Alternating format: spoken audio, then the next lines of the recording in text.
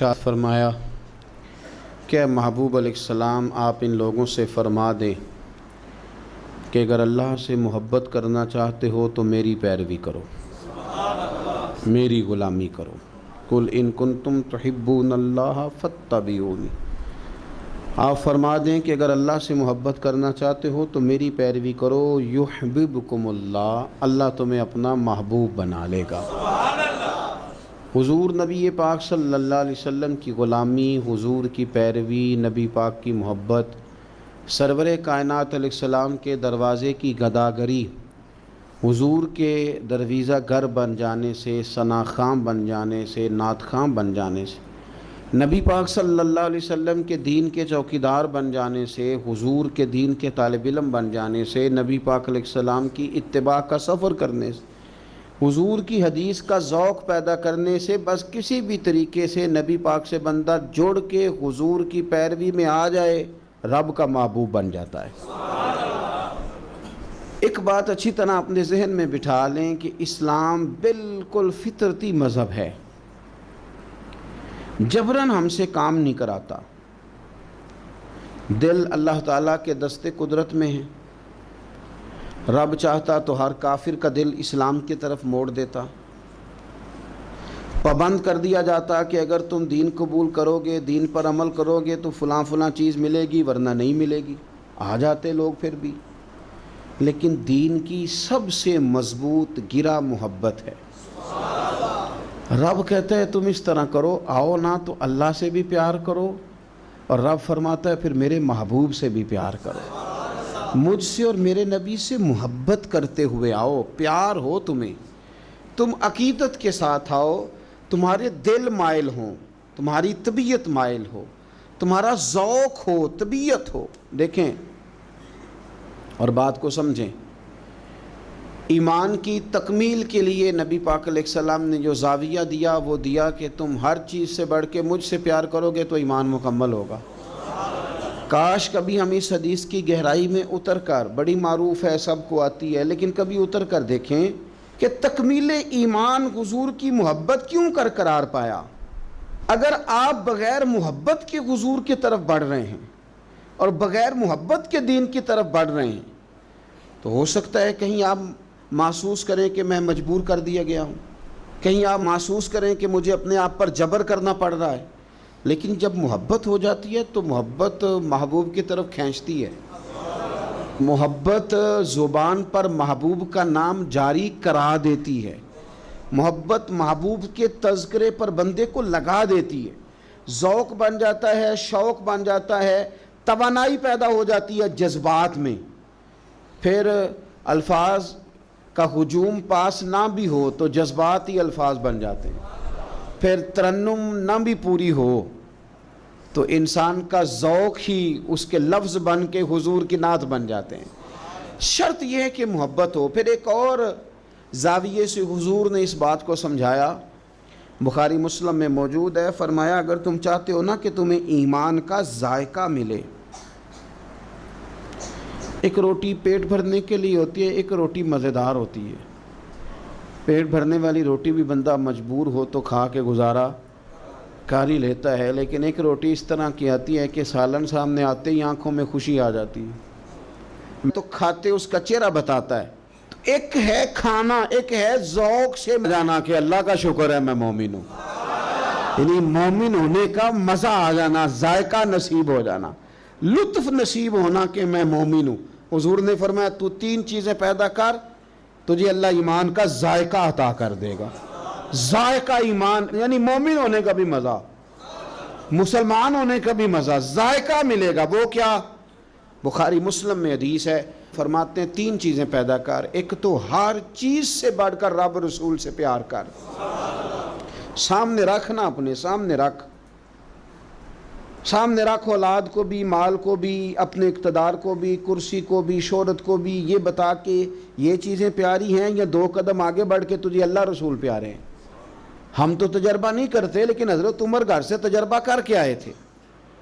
انہوں نے آگے کہا یا رسول اللہ صلی اللہ علیہ وسلم، مجھے ہر چیز سے بڑھ کر آپ پیارے ہیں، پر مجھے جان زیادہ پیاری آپ سے، کیونکہ وہ سچ بولتے تھے نا، سچے لوگ تھے، دیانتدار، صاف کہا یا رسول اللہ صلی اللہ علیہ وسلم میں سوالی بن کے آیا ہوں، حضور یہ مجھے جان آپ سے زیادہ پیاری ہے۔ تو حضور نے سینے پہ ہاتھ مارا، فرمایا ابھی ایمان مکمل نہیں ہوا۔ فوراً حضرت عمر بولے کہ یا رسول اللہ حکم کریں، بات بدل گئی ہے، اب آپ مجھے میری جان سے بھی زیادہ پیارے ہو گئے۔ فرمایا اب ایمان مکمل ہو گیا۔ ایک تو حضور نے فرمایا کہ ہر چیز سے بڑھ کر رب رسول سے پیار کرو، اور دوسرا نبی پاک نے فرمایا جس سے بھی پیار کرو اللہ رسول کے لیے ہی کرو۔ انہی محبتوں کا مرکز رب رسول ہوں۔ یہ سیاسی وابستگیاں، منہ رکھنے کے لیے تعلقات، ضرورت پڑی تو بندہ کام آ جائے گا، چونکہ میری مجبوری ہے، چونکہ مجھے ضرورت ہے، یہ بیچ میں سے نکال دو۔ خالص اللہ کے لیے کسی سے پیار کرو، مزہ آئے گا ایماندار ہونے کا۔ اور تیسرا حضور نے فرمایا کفر میں جانا تمہیں اتنا ناپسند ہو جتنا آگ میں جانا ناپسند ہے، پھر تمہیں ایماندار ہونے کا مزہ آئے گا، سرور آئے گا۔ اور جب ایماندار ہونے کا سرور آئے گا پھر انشاءاللہ نماز پڑھنے کا بھی آئے گا، پھر قرآن پڑھنے کا بھی آئے گا، پھر سنت پر عمل کا بھی آئے گا، خدمت دین کا بھی آئے گا۔ آپ جب یہ چیزیں پیدا کر لیتے ہیں، حضور کی محبت اپنی طبیعت میں ڈھال لیتے ہیں، پھر کوئی چیز خشک نہیں رہ جاتی۔ ہمارا یہ مسئلہ بن گیا کہ ہم نہ ہر چیز اجتماعی کے قائل ہوتے جا رہے ہیں، ادھر ساری دنیا جائے گی میں بھی ادھر جاؤں گا، تو یہ کوئی کمال تو نہیں نا۔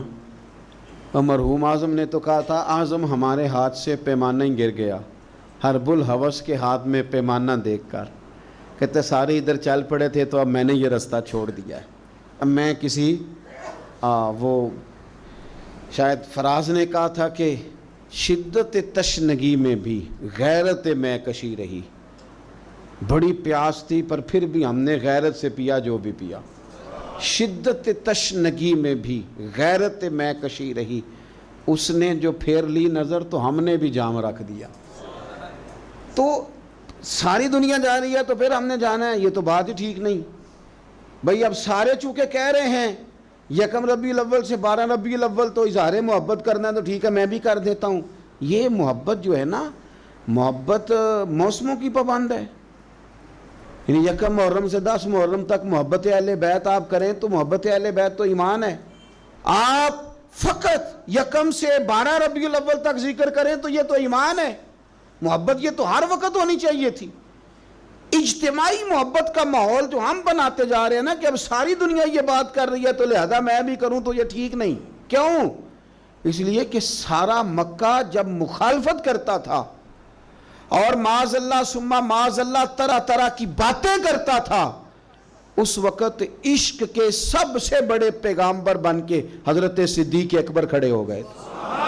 انہوں نے بتایا تھا کہ محبت معنیوں الفاظ میں آیا نہیں کرتی، اور یہ وہ شے ہے جو لفظوں میں سمایا نہیں کرتی۔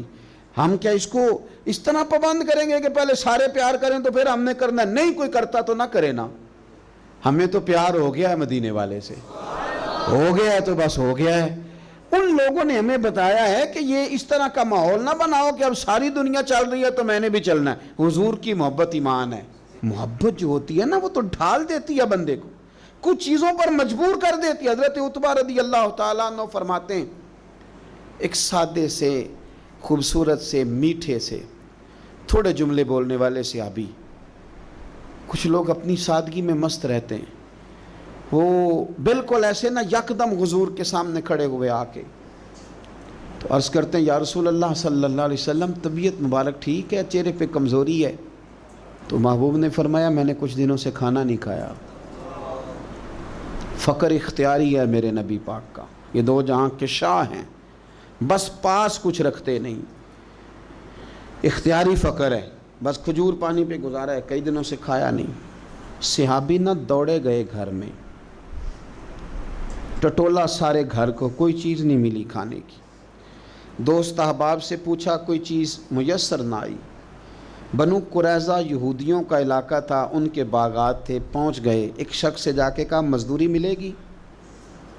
لگا جدوں میدان ازل دا تے لوکی چورا وانگ سدھائے، کسی نے لوٹ لئی علم دی دولت تے اس ہاسے چولی پائے، آ سجنا ویکھ جہالت ساڈی، اسی عشق خرید لے آئے۔ کوئی مزدوری ملے گی؟ اس نے کہا ہاں کچھ درختوں کو پانی دینا ہے، مزدور آیا نہیں، تو پانی بھی ذرا کنویں میں گہرا ہے، اگر ایک ڈول پانی کا نکالو تو ایک ڈول کے بدلے ایک کھجور دوں گا۔ صحابی نے جھولی اپنی پھیلائی کھجوریں ڈالنے کے لیے، ایک ڈول پانی کا نکال کے وہاں رکھتے، ایک کھجور جھولی میں ڈالتے، ایک ڈول نکال کے رکھتے، ایک کھجور جھولی میں ڈالتے۔ جب جھولی پوری بھر گئی کھجوروں سے تو خوشی خوشی ہنستے مسکراتے۔ تحفے میں جذبہ ہونا چاہیے، تحفے کی قیمت اس کا جذبہ ہوتا ہے۔ آپ مہنگا تحفہ لے کے آئیں اور ہیں آپ سیاستدان، نکلوانا آپ نے کوئی کام ہے، تو وہ تو سیاسی رشوت ہے، وہ تحفہ تھوڑی ہے۔ تحفے کا بھی کبھی وزن ہوتا ہے، تحفے کی بھی کبھی قیمت ہوتی ہے، تحفے کے بھی جب خلوص ہوتا ہے۔ جھولی بھری ہوئی کھجوروں کی لا کے مصطفیٰ کریم کی بارگاہ میں پیش کی، ہاتھوں پہ چھالے، وجود پر بظاہر مٹی لگی ہوئی، لا کے وہ سارا کچھ حضور کی بارگاہ میں پیش کیا۔ کریم محبوب نے کھجور اٹھائی، اٹھا کے کھائی، اور کھاتے ہی آنکھوں میں آنسو آئے۔ فرمایا تجھے کس نے مجبور کیا تھا یہ کام کرنے کو؟ کس نے مجبور کیا؟ تو نہیں، کچھ لوگ سادے ہوتے ہیں، انہیں زیادہ باتیں نہیں آتی، وہ لفظوں کے ہیر پھیر میں قابو نہیں کر سکتے، لیکن ان کی عقیدت بڑی پکی ہوتی ہے، ان کی باتیں بڑی خوبصورت ہوتی ہیں، لہجہ اتنا حسین ہوتا ہے کہ سمجھ آتی ہے کہ چھلک کیا رہا ہے لہجے سے۔ کس چیز نے مجبور کیا؟ تو لمبی بات کوئی نہیں کی، کہنے لگے حضور سادی سی بات ہے، ہمیں کون مجبور کر سکتا ہے، ہمیں تو آپ کی محبت نے ہی مجبور کیا ہے۔ بس یہ محبت ہے نا، پیار ہو گیا نا، یہ پیار ہو گیا تو بس نکل گئے، دوڑ آئے، اس محبت نے مجبور کیا، چلا گیا۔ خوشخبری نہیں، جو بظاہر خوشخبری ہوتی ہے وہ نہیں حضور نے سنائی، بلکہ نبی کریم نے فرمایا پھر تیاری کر، اگر تو محبت کرتا ہے تو پھر فقر کے لیے تیار ہو، پھر مشکلات کے لیے تیاری کر، کیونکہ جو مجھ سے محبت کرتا ہے نا اس کی طرف تو فقر یوں آتا ہے جس طرح گہری زمین پر سیلاب آتا ہے۔ پھر تو تیاری کر، پھر تیاری کر۔ میرے رسول پاک کے غلاموں نے نا حضور سے پیار کیا اور صحیح والا کیا۔ میں پھر کہہ رہا ہوں، اور بات جہاں سے میں نے شروع کی ہے میں وہیں پہ ہوں، اجتماعی محبت نہیں کہ اب سارے چل رہے ہیں تو چلو میں بھی، یہ والا انداز نہیں، بس محبت ہو گئی، بس پیار ہو گیا، یعنی غلامی کر لی۔ اس طرح نہیں کہ اب چونکہ سارے کہہ رہے ہیں، یعنی تعریف تو وہ ہوتی ہے کہ جب کوئی نہ کرے تو پھر بندہ اٹھ کے کرے، یعنی پیار تو وہ ہوتا ہے کہ جب کوئی دعویٰ نہ کرے تو بندہ کہے نہیں یار شخصیت پیار کے قابل ہے، پھر بندہ پیار کرے۔ صحابہ کرام علیہم رضوان کا جو انداز ہے نا، وہ سوسائٹی کو دیکھ کر نہیں بنا، وہ معاشرے کو دیکھ کر نہیں بنا، حالات کو دیکھ کر نہیں بنا، بلکہ ان کی روح نے گواہی دی کہ مدینے والے سے پیار کرنا چاہیے، حضور سے محبت کرنی چاہیے۔ دیکھیں جنگوں کے دنوں میں نا، جنگوں کے دنوں میں شاعریاں نہیں ہوتی، جب فوجیں سرحدوں پہ کھڑی ہوں تو پھر غزلیں نہیں کہی جاتی، جب حالات پورے عروج پہ ہوں تو پھر اس طرح کی کیفیات تھوڑی ہوتی ہیں۔ پورے حالات ہمیں